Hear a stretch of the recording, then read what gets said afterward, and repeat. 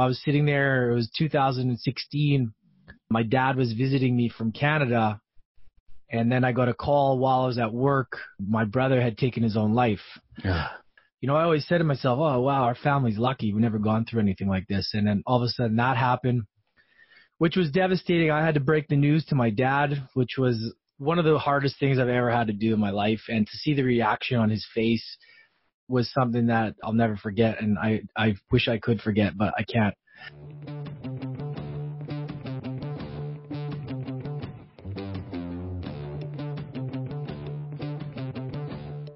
All right, guys, going to be another cool episode. I'm bringing in Lance Essihos, and we're going to talk about his journey in the story of trying to make it to the NHL and then a life that ensued after that. And as usual, man, the second half of this, we get deep. So enjoy this episode, guys. It's going to be a good one.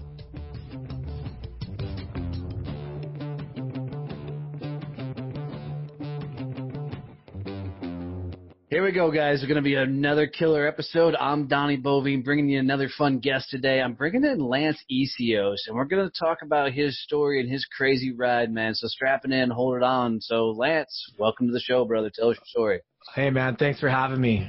Yeah, let's go back a bit. I pretty much, grew up trying to become an NHL hockey player. That was my hopes and dreams, and, I worked my ass off to get there. And along the way, I had a lot of hills and valleys, as people do, trying to chase that pro dream. But I hit a point in my life where I made some stupid decisions around the time where I was 19 and 20. I was just on the cusp.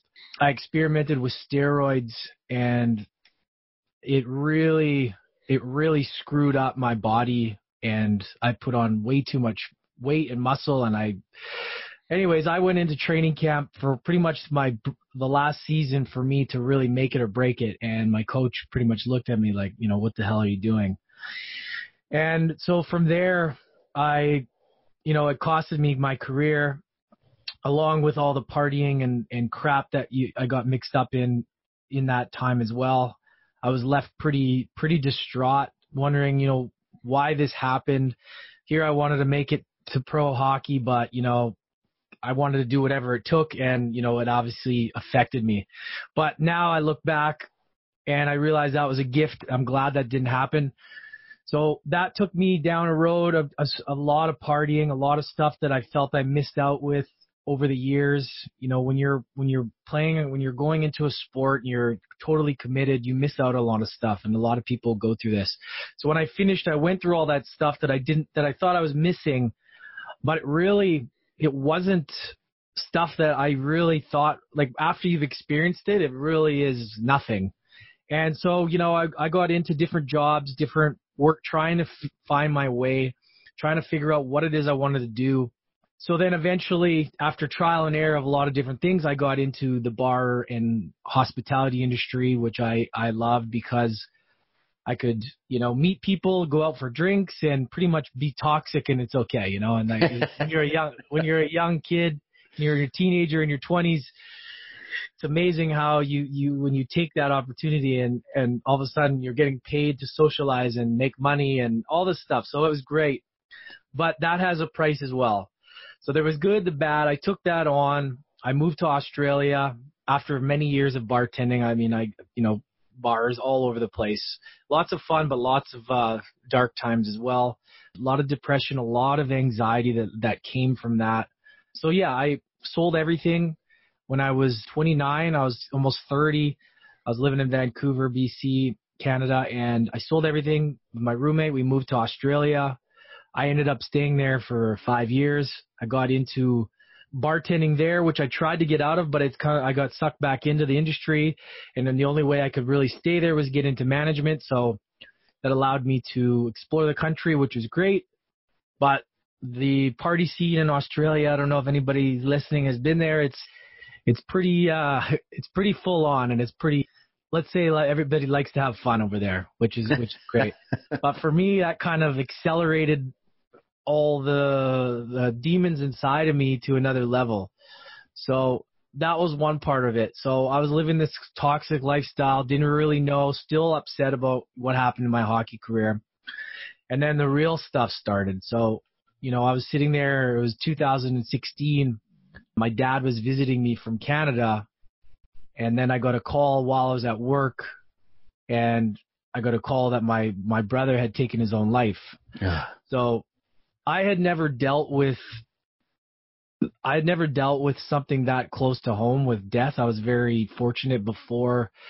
I always said to myself, oh, wow, our family's lucky. We've never gone through anything like this. And then all of a sudden that happened, which was devastating. I had to break the news to my dad, which was one of the hardest things I've ever had to do in my life. And to see the reaction on his face was something that I'll never forget. And I wish I could forget, but I can't.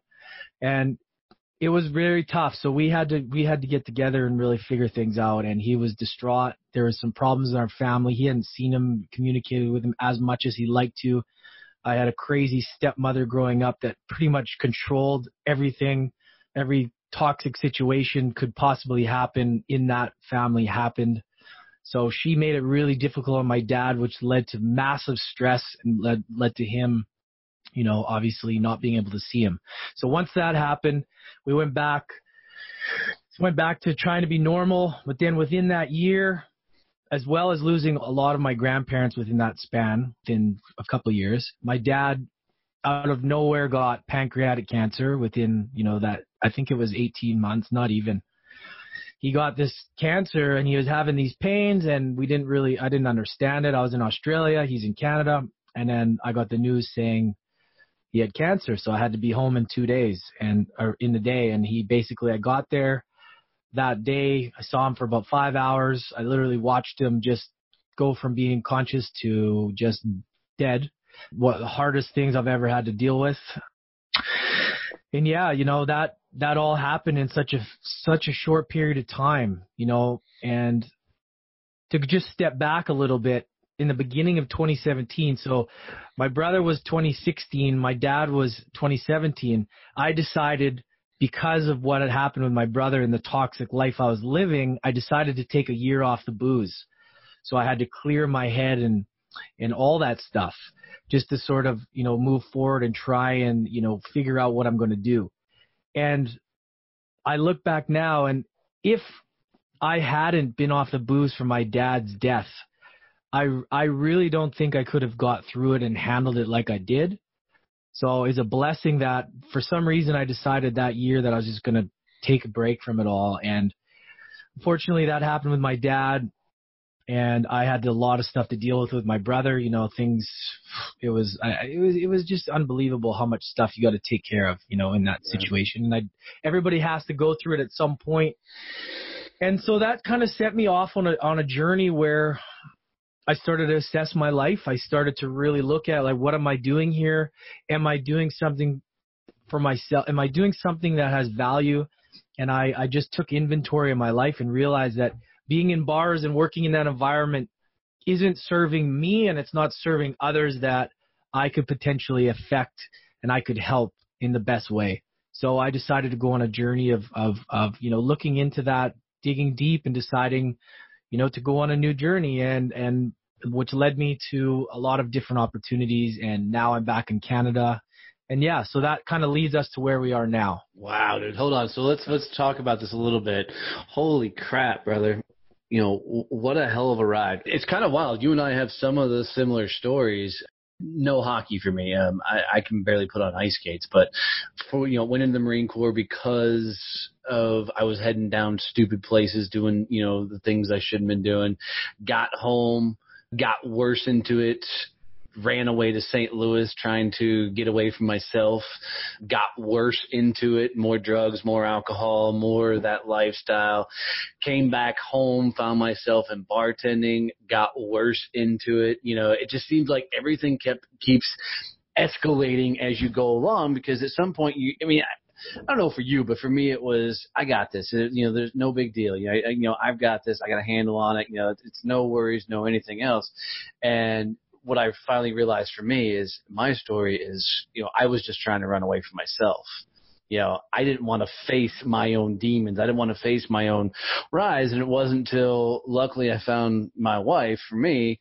And that was kind of that light that said, all right, dude, it's time to freaking grow up, right? It's time to figure this life out. So holy cow, Canada, Australia, hockey, the whole 9 yards. What was that ride like? I mean, there's the positives, there's the negatives, but what a hell of a roller coaster. Yeah, I mean, I'm 34 now, so I was there. Oh no, I'm 35 now. So I was there for 5 years, but my entire 20s leading up to that was a lot of fun. Let's say that, I traveled and all that. But yeah, like you said, you feel like you're running away from something, and it's like you're just trying to put a Band-Aid on all these things, and the booze kind of helped that. But yeah, anyways, there were so many positives in such a ride to be able to go to Australia and to be able to experience that country. And there was just, I don't want to make it sound like my whole experience there was negative, because I met some amazing people, and I had probably the best 5 years of my life there. And, you take the good with the bad. And I really believe that all these negative things, that they may seem negative, they're actually gifts to you. You learn. Because if everything's going perfect all the time, you're not growing, you're not learning. And as easy it is to cruise through life just, on Copilot and not have these things, you're not growing. And I'm just so grateful that I had that feeling. I remember sitting in bed in Sydney, and I had come home after, staying out 2 nights in a row, coming home at 5 a.m. and like lying there. I had the worst heartburn, like anxiety, just sweating and just knowing like why, what am I doing? And the only way I could get through it was to get up and have a drink. And after those feelings, and then that's what kind of puts me back into that position of thinking about what it was like to be in that position. And I'm glad I felt those things, because it projected me forward to want to do something different. And I truly believe that the journey is what it's all about, and it's. Yeah, I'm with you. And I think often, I'll speak for myself. I don't want to put words in your mouth, but, for me, I think there was always that sense of there's something more, right? And, that I should be bigger, I should be doing more things. And I think for me, it was partly, I want to try this, I want to get this. And at times it felt like you were doing that thing, right? You felt like you were sitting in that spotlight, working in the bigger bars or whatever else, right? You kind of get that vibe, but somewhere in the back of your head, you're fighting that whole notion, right? Yeah, you nailed it. It's like you're on the spotlight, and I've tried to explain that to people. You nailed it perfectly. So what I was chasing was that hockey, that like on the spotlight feeling. Oh, that's gone. So I need that feeling again. So bartending, it was like everyone's on you, it's busy, you get that rush. It was like, I know exactly, you're on that, you get on this like sort of high or something. Yeah. And I totally agree with you on that. Like, well, I mean, and bartending is one of those jobs. I mean, if you're in the cool nightclubs and stuff like I got to work into, sounds like you got to work into, people come up and, you control that room for a moment, right? Because nobody's getting drinks, nobody's partying unless they got to come through you. So it's the power of, you're working the crowd, you're, making sure the right drinks are, you're making sure the big tippers get their drinks first, and you're doing that whole ride. And it's almost like you're orchestrating that crowd. So there's a lot of power in that moment, and it's unfortunate that you can have such a high profile type thing, and it's only a bartender. I know it's as silly as that to say is, but it's the lifestyle that comes along with it. Yeah, totally. And you know what? I learned, this is the thing about that industry, is you learn so much. The shit that you deal with, and the people, and man, the good people, the scumbags, it's amazing what you learn. And I just have so much respect for people who work in that industry, because you put up with so much shit, and you deal with, and you got to face a lot of stuff. It's like you got to face these people that are going to be rude to you, and you can get to control the room. And I really learned about energy in that space as well. I felt like I could literally either light up the room or suck the life out of them.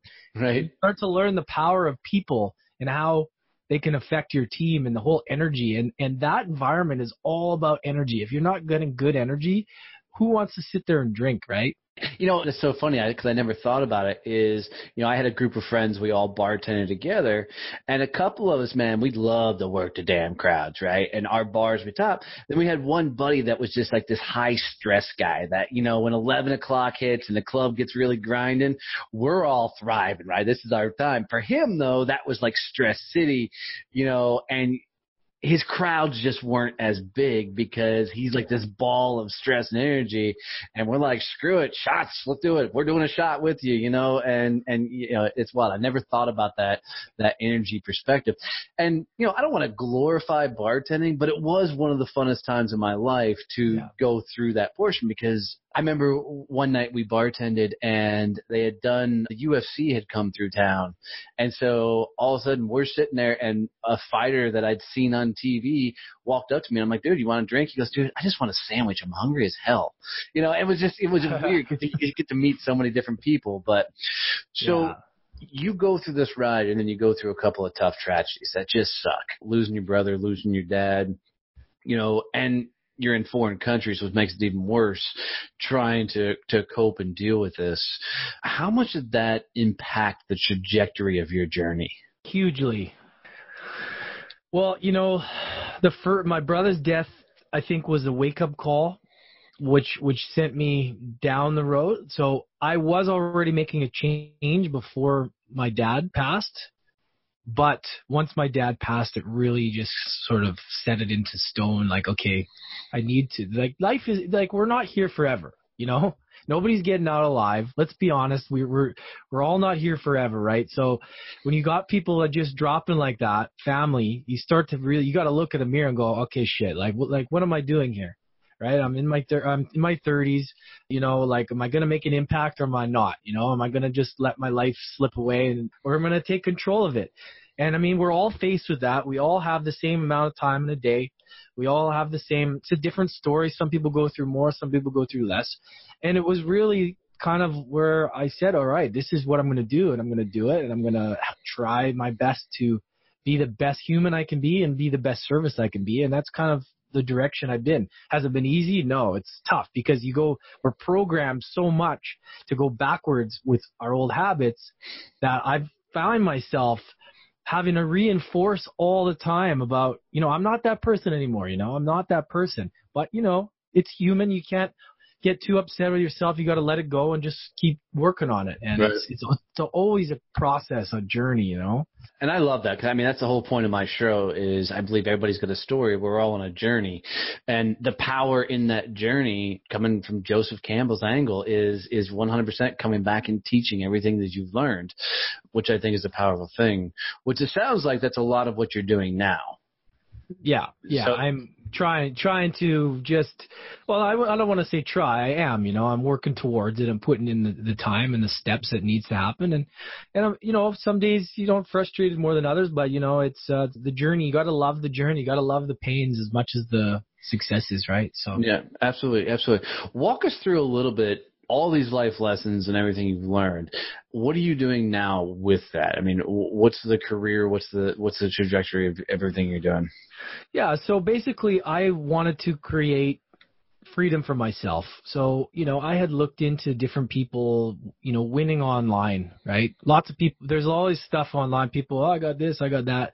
So I started to look at like, how is this happening? Right. So, and I just understood, like, after working for somebody and working in management bars, I didn't have control of my life. I got to work all the fun days I have to work. I got to work late nights and all this kind of crap, you know, and you're sitting there, and I just decided I need to find something better, something that's going to fulfill me. And, you know, I want to work for myself. So I got into the online space, and now I'm part of a platform where, you know, we do Facebook advertising, and we sort of, you know, target people who want to change in their life, who either don't make enough money or have a good job but don't have enough freedom or whatever it is, you know, it's everybody's got their own reason. And, you know, we look for people like that. We teach them how to create their own business, become a self-sufficient entrepreneur, you know, by being themselves, not by being anybody else, not flashing money around, none of that crap, just showing themselves and being themselves. And then providing them the tools to, you know, create freedom. And then, you know, we also provide them with a company that they can choose to invest in for whatever reason they want or not. And yeah, so it's basically affiliate marketing. There's lots of different affiliate programs out there, but that's the thing is like, it's really about, it's not about, I'm not going to say it's not about making money, because people that say that, I don't believe that. It's about helping people create things for themselves. And of course, the end result will be making money, but there's so much more to that. And I'm realizing that the work that I need to do on myself, and I have been, that so many other people need that as well. So that stuff is kind of what you work on first, and that creates the wealth for you, you know, down the road. So that's kind of the journey I'm on, you know, just building awareness. I just created a podcast as well. So I'm just lots of stuff to just create awareness, you know, and to help be a service to people. Right. No, I love that. And, you know, and here's why is you said it right there almost in the middle towards the end is not a lot of people spend enough time focusing on what makes them tick. You know, I can say up to the age of 27, I didn't care. Right. You know, I'd found success in some corporate America stuff. I had bounced around, but I didn't care what was going on in my own mind. You know, I just knew it was move forward. And it wasn't until later in life that I started figuring out that the more I work on me, the more successes come through the door. Because a lot of people do the lifestyle you and I lived, which is that rubber band where you go see a little bit of success and then you slingshot right back to where you were. Because you never fixed the problem, you're putting the Band-Aid over the top of the rubber band, hoping that will fix whatever's moving forward, which comes down, you know, that's the key in life. Yeah, exactly. And there's just so many factors that you just need self-awareness. I mean, Gary Vee says it all the time, you know, you got to understand where you're at, right? You know, you got to know what you're good at, double down on what you're good at, but you also got to know like the things that are holding you back. And you just chip away at them, right? Like, I mean, I've been working on my some hypnotherapy stuff as well and some optimizing stuff. And a lot of people, I don't know if they know much about it, but I want to get to the root of my subconscious. I want to get to the root of what are these things that are these programs that are installed.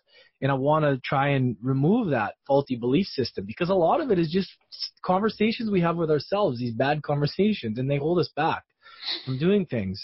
Still does to this day, you know, and it's just constantly, you got to kind of reinforce, you know, what you want to do. And it's just a never ending process. And I just think the first step is people just to be aware that, you know, well, where am I at? You know, what do I want to do? What am I good at? And start from there, you know? Right. No, I liked it. And to add on that, people are too busy looking for that shortcut, right? They're too busy looking for the easy route.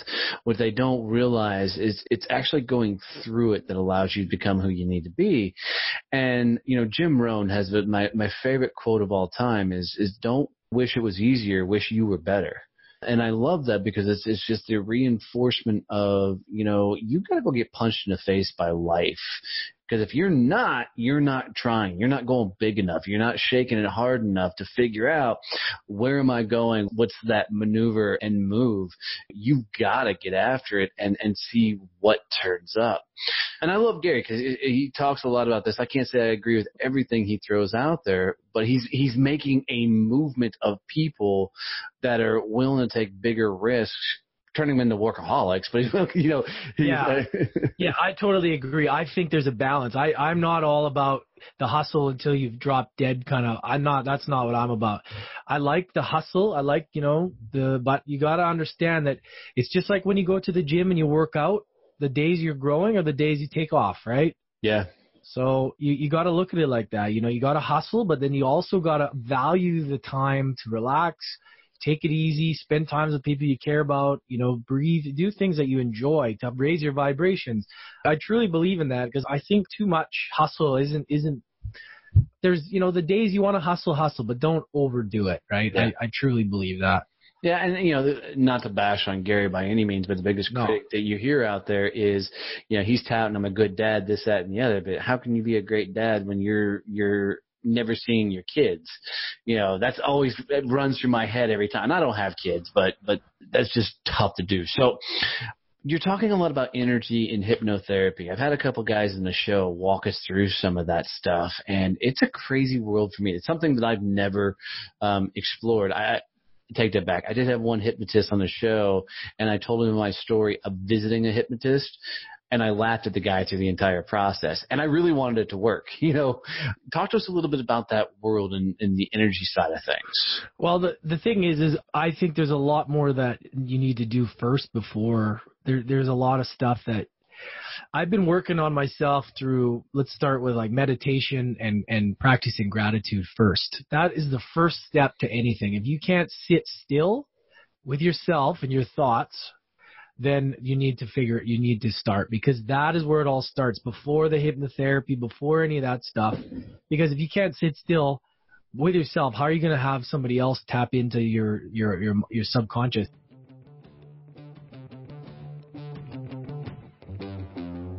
Hey guys, it's Donnie here, and I just want to let you know that we've recently launched a content development company, and this company helps people get social content. You know you need to put out a lot of content nowadays to get engagement out there in all your social platforms. Well, we've come up with a really cool way to help you get videos, blog posts, memes, social posters, and infographics for whatever social site you need. So check us out at successchamps.us and learn more about how you can get social content for your social media. Support for this podcast comes from Point Blank Safety Services and Blue Family Fund. Blue Family Fund, helping dependents of law enforcement families on their journeys.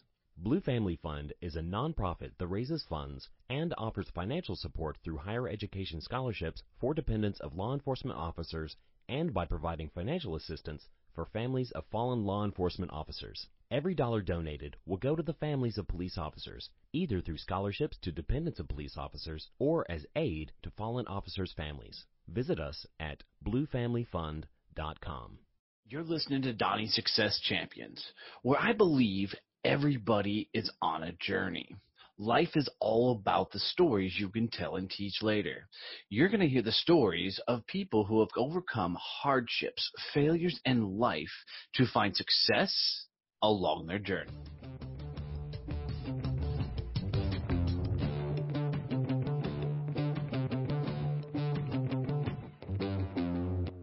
Practicing gratitude, reinforcing what you're grateful for and why every single day is super important. That's been probably the number one factor in my life. I have books full of gratitude, of writing it down and really feeling it and getting into that space.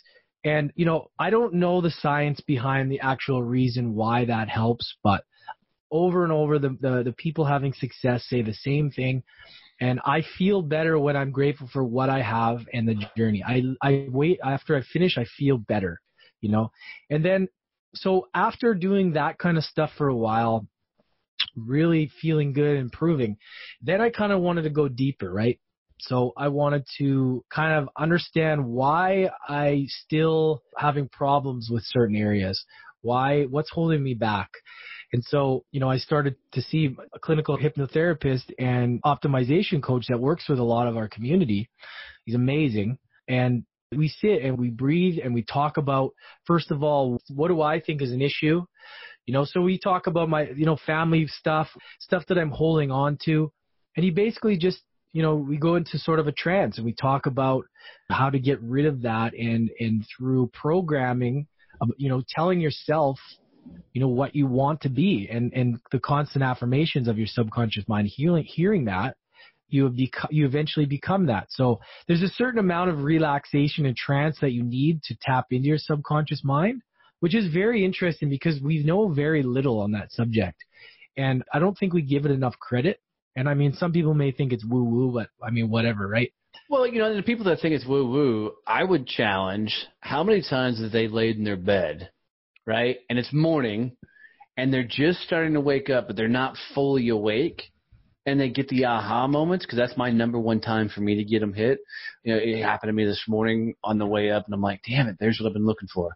So you can look at it as woo-hoo, but people put themselves in a trance-like state. And I'm not a hypno guy. I'm a skeptic as hell on everything. Yeah. But there's got to be something there, because I find myself in those type of states, not on a regular, but it does happen, and whether it be when I'm first waking up or whatever. But everybody's experienced that portion of their life where they're driving down the road and they get to their destination and they don't remember the drive because they've put themselves in that trance-like state. So it can't be completely woohoo. No, definitely. Like, the thing is this is what he says. The conversations you have with yourself, right? Like, what we are and what we think is the things we tell ourselves, right? The reinforcements, the affirmations. Like, if you're going to tell yourself, I can't do this, I can't do that, this person's going to think this. You're just going to be that person. The more that you can tell yourself, whether it be you or somebody else, that you have your affirmations of what you want to be and who you want to be, and the more you program yourself that, the more you hear it, the more you become that, because we become who we are because of the things that we tell ourselves or what other people. Somebody might have said, oh, hey, Johnny, you suck at that. And you're like, oh, and then you take that for the rest of your life and you say that you suck at it. And really, it's only because you're telling yourself that. So I feel like there's so much weird, crazy programming that we have, that to have somebody to come in and be able to, put you in a state that you're more susceptible to taking in information, I think is super powerful. But that, as well as you being, it's not like you just do that and then that's it. It's like you got to work, you got to be doing the stuff on yourself, and then that is like another piece of the pie that can really tap in. That's my opinion on it. No, I agree with that. The only weird thing that I always throw in there, and this was something that was taught to me by a buddy of mine, is you can't think yourself completely to somewhere. And his analogy was always, my brother's 6'4" and weighs 300 pounds. Doesn't matter how many times he says I want to be a jockey, he's never going to be a horse jockey unless they're going to race freaking Clydesdales. So there is limitations to it. And the point of it is really to come back to, it's about breaking free of your self-limiting beliefs, right? Yeah, totally. And a lot of the conversations that we have are really stupid and minor stuff, right? Like it's not, if I said, I want to be an astronaut and just thought I'd wish that it's going to happen, that's not how it works, right? You need to have those things, but you need to put it into action. You need to have a plan, a step-by-step way to do it. It's not just like you wish and things are going to happen, right? And a lot of the times, people that say that it doesn't work is like they've never actually tried the simple things, right? The simple stuff. And it's the simple conversations that we're having that are the ones that are the most serious to hurting us. Even myself, I always have a problem, and I don't even like to say it because I'm working on it, but caring about what people think. Mm-hmm. And when you especially in our world of social media, I hesitate sometimes putting stuff out or doing a go live because I care about what people think. And it's like, well, why do I care what people think? It doesn't make any sense. Right. It's like for some reason there's something up there telling me that, hey, this guy that you used to play hockey with back in 2002 is going to care and laugh or something. You know what I mean? And I think we all go through that kind of stuff. And it's those silly conversations, those minor things that really hold us back. It did for me. I can't speak for you. No, I think you're right. And here's the interesting thing about all of this, and I think this is where people struggle, is they sit down and say, okay, I'm going to meditate. And then, it's the first time I've ever tried it, and it doesn't work. Okay, that's stupid. Okay, I'm going to journal. They sit down, they journal for 2 or 3 days, and then the fourth day they don't remember the journal, and they're like, okay, that didn't work. They say, okay, I'm going to use mantras. I'm going to use, whatever. And they try it for a little while, and it doesn't work. The reason I think a lot of times it doesn't work is 2 factors. One, they've never learned discipline. Okay, which I think is huge. But the second thing is the mindset going into it. Because I know when I first learned how to journal, I sucked at it. And, dude, I would read books on it. I would devour videos on it, everything trying to learn journal, because all of my coaches and mentors were like, Donnie, you got to journal. You can't find success without journaling. And I'm like, guys, I've tried. It just doesn't work for me. And then one morning, for whatever reason, I had this whole epiphany that my problem wasn't that I couldn't journal, but I was journaling to prove it didn't work versus changing my own mindset to go, okay, let's journal and figure out why it does. And that simple, stupid mind shift moved mountains for me, and journaling became a huge portion of my life because I was seeing breakthroughs, because I was freeing my mind up to actually give it a go, versus coming from this is stupid, it's never going to work from a mindset, which is huge. Yeah, we're so used to this instant gratification society, right? Like if you do something, you just want this magical result to happen, and it just doesn't work like that, right? Like especially meditating. Meditating is literally just observing your thoughts, and you just sit there. And I used to not be able to do 5 minutes. I used to go crazy. Now, after half an hour, the alarm goes off, I think, oh, I thought I just started. It's profound. Like, it's to sit there and I'm not looking for any reward out of it, right? Like, people want to have a reward, but it's like, okay, I just need to sit here. And I mean, I think that's the hardest part is people are looking for some sort of thing, or the beauty of it. It's like the 30 days from that moment, if you do it, then it just shows up. And it's not like there's a big thing that says, hey, I'm here, this is your reward. Right. Like, it shows up in other ways, in happiness, how you feel, the people you attract, the situations, money in your bank, whatever it is. I don't know. I was just like you. I was skeptical. And anyone listening, I mean, that whole scene, I would have laughed. Like, when I was my bartending days, I'd be like, you're crazy. Oh, dude, you imagine going back to any of your bartending buddies and be like, dude, I meditate? Oh, over the last while, over the last few years, even what I post on Instagram and Facebook, people see, and people probably think like the guy's lost it, but I think it's funny because if anything, I've gained it. I was sleeping. Like, hung over every day, and now I'm actually awake, and I'm like, whoa, wait a minute. Yeah. Well, and here's an added bonus is I've had a couple of guys on the show. I get a lot of veterans on the show because of being a Marine, but one of my favorite stories was from Robert Caudill, and he talks about, he's really battling PTSD from the things he saw all over in Afghanistan, and he was really dealing with it, and nothing was working. He actually, through meditation, yoga, and smoking a bowl, found himself and was able to silence the noise long enough to come to terms with it, which is an interesting approach. And, I've had other veterans come on that through other means have been able to get off all the pills and the medication and deal with themselves. And meditation just played a huge role in it because a lot of these guys are at the end of the rope. There's no other answer. So this is their Hail Mary pass type thing, and it works for them. So there's something there. Definitely. Well, I like to put this analogy in. So for gravity, right, we're being held down, but we don't question that works, right? I mean, it's energy's clearly holding us down. It's been proven, so how is that kind of stuff any different, right? I mean, just because you can't see it doesn't mean it's not there. And I just think if you I love hearing that about the veterans because, man, those guys, I have so much respect, and it's like I can't even imagine in that. And I really like Jocko Willink. I got his book Discipline Equals Freedom, and he just talks about just the shit that he went through and the deaths, and it's just like to be able to come back and to be able to sit still and meditate and be able to. It takes a strong human being to take those deaths and that experience to be able to go within. Like, I have so much respect for those guys. Well, if you guys want to go see one of the most powerful videos on the internet, it's Jocko, and I think it's called Good. It's like a 3-minute video, and he's just like, good. You went through that? Good. You went through that? Good. I'm like, fuck, man. Yeah. So he's just his perspective and his discipline, and it's, man, I love when he talks about that kind of stuff because you got this big jacked guy who's going to say that he doesn't know what he's talking about. Right. That's why it's just such a great thing. Yeah, that's awesome. So where do you think all this stuff is going to take you, bud? I mean, you've got a cool story. I mean, you've been through some things, life slapped you around a few times, which I'm glad about, just because all the lessons you learned from all those.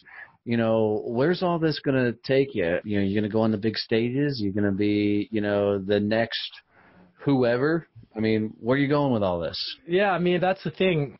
I really want, like I said, like what you're doing, podcast, launching soon. I'm super excited. Just the same thing, have conversations, highlight the adversity people have been with. It's going to be called University of Adversity. Yeah, I love it. Great name. Thanks. Yeah. And just to be able to talk without any expectations, I'm not there to I want to make money from it. I just want to just talk and share and give as much value because that's what feels good for me, Even having this conversation, it feels good to just share value so that somebody out there can maybe hear it. And, that's the thing is I just want to impact people's lives and I want to have, that gives me fulfillment. So being able to, getting on stage is something I really want to do. I want to speaking in front of people. I'd love to write a book one day. All these things that may seem crazy, to some people that knew me before, but these are the things that, I've written down and I want to do. And I just want to create and help as many people become free and to be able to live their passions and do the things that they want to do. And for me to do that, I have to really work on myself, So yeah, that's pretty much, and I'd love to get into coaching again, back into hockey and really get into these young minds, we don't realize that they're formed at such a young age. And if you get the right, thoughts into them and, they can become amazing athletes or people, so. Like Gary Vee, he's got one saying that I love, and it's the Ricky Henderson effect. When he was a little kid going to the game, and he's like, Ricky could have been pointing to anybody in the world, but he paused long enough and just pointed at me and smiled. And he's like, I remembered that for the rest of my life. And I love the fact that you want to go back and teach, because that's that moment is at young age when you can tell kids they're good enough. They're smart enough, right? They can get after it enough. They can do great things. When they're extremely impressionable, that's a huge thing. Yeah. I mean, just because I remember growing up, there was just always limitations. If you didn't start playing at this age, you won't make it to the NHL. If it's not, you're 1 in a million make it there.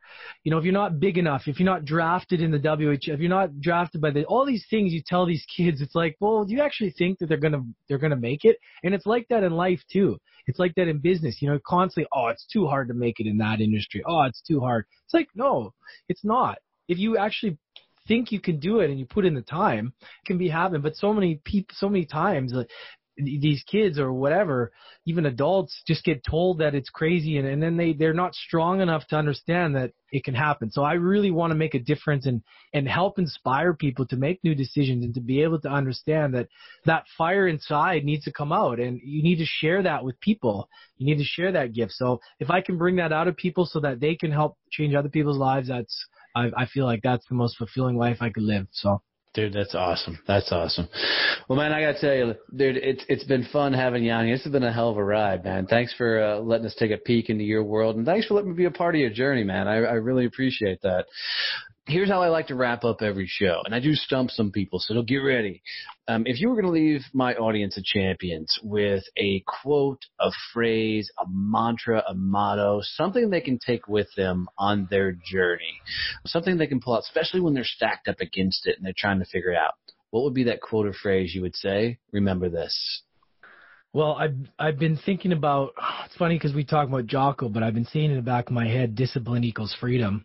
But there's one, you did stump me on that as far as, because I know what's going to happen is I'm going to get off this conversation. And you're like, boom, that was the one I should have said. I'm like, hey, can we redo it? I got to think of the quote.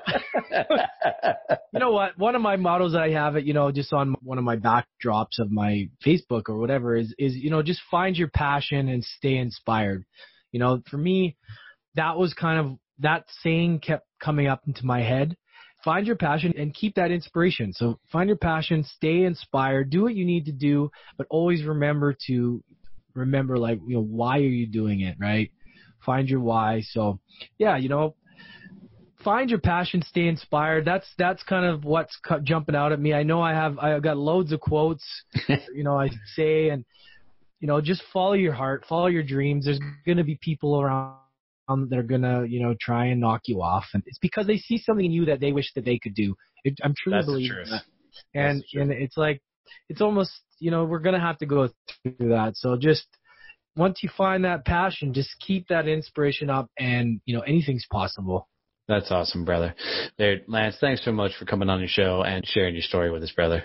Thanks so much. It was fun. I could talk all day. Awesome. Thanks so much, man.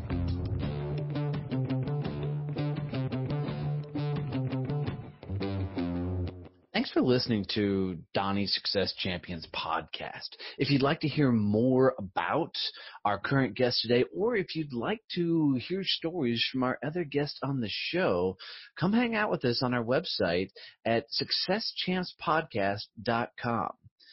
I really appreciate you tuning in. If you need to reach out to me for any reason, you can catch me at Donnie@DonnieBoivin.com.